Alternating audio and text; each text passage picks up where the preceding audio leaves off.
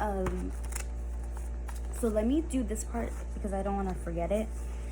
So remember how I was saying, like, you can look at how the different planets are interacting, and like I'm gonna show you an example of like, so in the beginning I was talking about how the second house is the house of self-worth, and self-worth governs how you make income, like how you make money.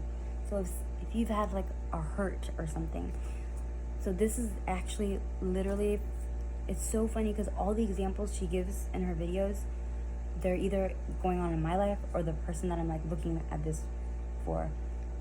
Like so many times this has happened. So this is crazy, and this is, I actually watched it twice. So I'm so glad that I watched it twice. The second time I watched it to take notes because the first time I missed it. So you can look at the ruler of the second house. Okay, so wait, first, like, if you have a hurt that's happened to you and that devalues your self-worth, then that can lead to issues with actually getting the benefits of the second house, which is the money, valuables, and self-esteem and like beauty or whatever. So, and she was given an example. She was, and it's like so I'm going to show you how it could relate to your chart. So let's say that like the ruler of the seventh house, which is the seventh house represents the life partner, right? So the ruler of the seventh house is in a bad aspect with the ruler of the second house, and that could indicate that the life partner has a negative influence on the self-worth, which can lead to negative influence on money. So anyways, the ruler, so your seventh house is Aquarius. Aquarius has two rulers, Saturn and Uranus. Saturn is the first ruler, Uranus is like the new ruler, the second ruler, not new or soul ruler. So this is Saturn. Saturn is making a red line, and one of the red lines goes to Mercury. And it's hard to see it on here sometimes. Maybe you can see it. So when you look at this chart for yourself, this is how you're gonna like see things too. Like, you know what the houses represent, you know their rulerships, you can see how they play. And this is actually so hard for me to do, but if I was to do it, I feel like the more you do it, the more practice you get. But you know, sometimes I'll just be like walking and like certain things I'll overhear it and I'll like trigger something, and I'm like like you know, it provides you so much information on your life. For like, let's say somebody was like not making money and they didn't know why. Like, if they knew that this was the reason, then they can know that this is what they need to work on, you know. So it's like so much better than going to therapy, because you can like use this as an instrument for yourself. I'm giving you like some videos right now, but this is like a tool for you to evaluate certain patterns that are going on in your life, and maybe giving you some answers as to why it's happening and like what you can do. And the more you know about the planets and like the energies, like the more you're like just gonna know, and then you're gonna know like how you solved it in the past, what's worked, what hasn't, and everything.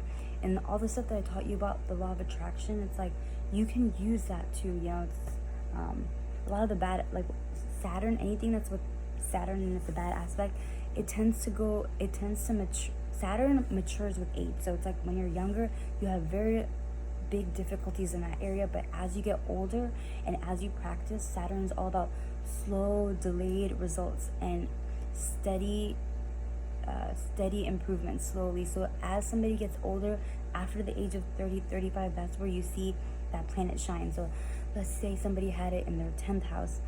Yeah, for the first 30 to 35 years, their life's going to be shit in their career. But then after the 35th year, or maybe 30, depending on the person, all the hard work and lessons, it's going to become so intuitive, and they're just going to shine in that area, you know.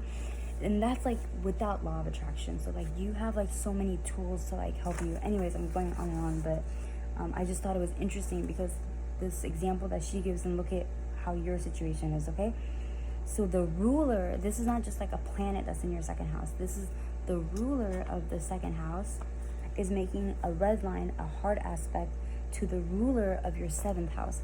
The ruler of your marriage is making a hard aspect to the ruler of your second house. So if you're ever noticing that there's like not enough money, and you're seeing that maybe the partner is having an influence like that, you know, you can like know that this is something that there's like a hurt here, and unless you fix the hurt, it's gonna affect this area of your life. And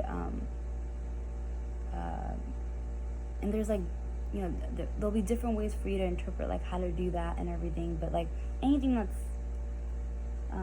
hard, it's gonna be able to overcome, and you can use your other planets to help you and stuff too. But so that's just like a potential difficulty. That's like the most advanced thing that I've analyzed, and that's because she gave me the answer. But that's like a potential hurt that could be happening to you, and that could be like, and the result of it that you wouldn't think is like your resources go down, your money goes down, your self-worth goes down. You're not able to like access that area. Maybe even like your memory goes down or something. I'm not sure, but like that's like the theme of it and stuff. But okay, and now I'm gonna go through quickly what all the planets need.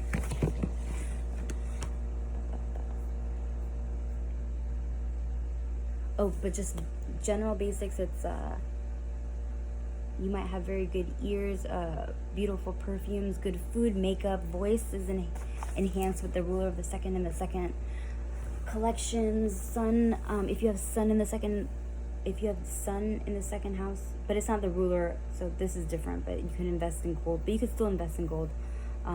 If it's Mercury, which it is, you can invest in skills, like you can invest in gaining skill sets or whatever. Some people who have the ruler of the second and the second, just so you get the idea, is Sting, Nick Jonas, Freddie Mercury, Warren Buffett. Warren Buffett makes money, you know, it's like he invests. Ruler of the second and the second, like that's like such a good, beautiful example. Princess Diana, so ruler of the second and the second is the family heritage, remember? So she had access to like her like marriage and stuff from, which led her to money or whatever, from like her family connections. Kate Middleton, she was like linked into that also. Ray Charles with The Voice. So, oh, and I wrote in the line, you will be wealthy. So, you will be wealthy. Now let's go into, so you have the sun in the second house. So what does that mean? The sun is where you shine. Remember I told you this is like where your creative genius is. You're channeling from like a divine. So it's like you feel so confident in this one area, wherever the sun is, and it's in the second house. So it describes like your creative potential. So you could channel channel like divine energy when it comes to things like gardening, because second house is gardening also. The earth, think of Taurus is all about earth. Also or banking, like how to like work the banking system or make money, or like cooking food, find out like a creative genius way to make food. Make executive decisions in money. Leo, executive decisions. Sun, executive decisions. And then second house is money. So you're here to learn to be financially sufficient, self-sufficient. That's because the second house is money, and then the sun is being a leader. This is someone who can spend a lot of money, because the sun is very generous. It just gives and gives, like the Jupiter energy or whatever. But it can give away a lot. But, and I would say that for Mars also, but because you have the ruler of the second, in the second, you really don't have to worry about that too much, because this is like your good karma of you being able to like knowing intuitively like how to keep money. Maybe that pinky insurance you got, like if you cut off your pinky and you'll get like $1 million or something, will come in handy. Just kidding.